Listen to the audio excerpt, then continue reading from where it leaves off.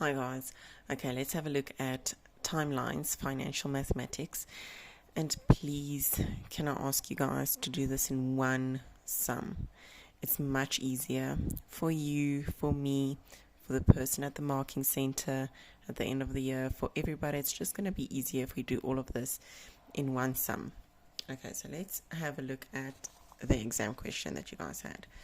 So Steph deposits 50,000 Rand into a savings account for 5 years. That means this money is going to lie in a savings account for a total of 5 years. 2 years later, she withdraws 10,000 Rand. So 2 years after she deposited the 50,000 Rand, she's going to make the withdrawal. Determine the accumulated amount if the interest rate for the first 3 years was 18% per annum compounded monthly, and for the remaining 2 years 17% per annum compounded quarterly. So let's go put all of this on a timeline. So we start at time 0, we make our deposit of 50,000 Rand. Okay. At time 5 years, I want to know how much money is in the account by that time. Okay. Now a few things happens. So firstly, we see at time 2 years that there's a withdrawal of 10,000 Rand. At time 3 years, there's a change in interest rate. Okay, now let's have a look. For the first 3 years, my interest rate was 18%. That means I is 0.18 because 18 divided by 100 is 0.18. Compounded monthly. So that means my term is equal to 12 because there's 12 months in a year. So this is how we look at our interest for the first 3 years. Okay.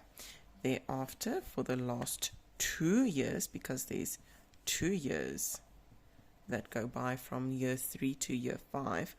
So my interest rate changed to 17%, so that's 0.17. And my term also changed to compounded quarterly, and we have 4 quarters in a year. Right. So now, if we have a look at this question, we're going to start with the 50,000. And I'm going to finish with the 15,000 before I look at the 10,000.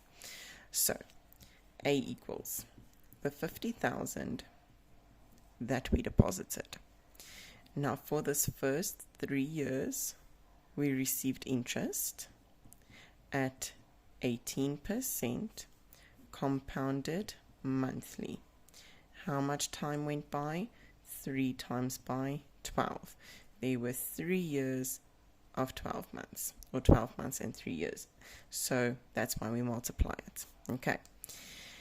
Now the interest rate changes. If there's a change in interest rate, we're going to immediately make a new bracket there and say 1 plus 0.17 over 4. What was the time that went by here? 2 years. How many terms were there?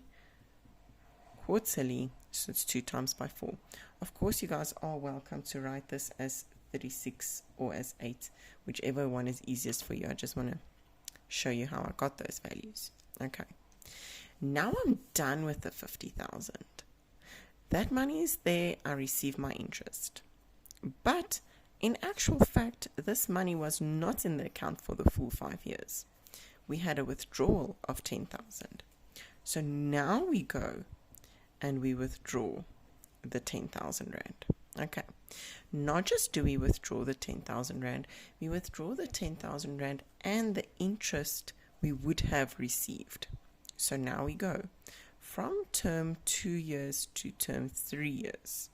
It's 1 year that goes by. We have to look at this interest rate. So bracket 1 plus 0.18 over 12 to the power of 12. Times 1, obviously, because there's only 1 year that went by. Okay. 1 year that passed, so we have to deduct this interest for this 1 year that we did not receive it. Okay. Sorry, I wrote very big now. I want you guys to see So I'm just going to make a new bracket there then. 1 plus this interest time here, 0.17 over 4, 2 years that goes by. So 2 times 4, or of course you're welcome to write it as 8.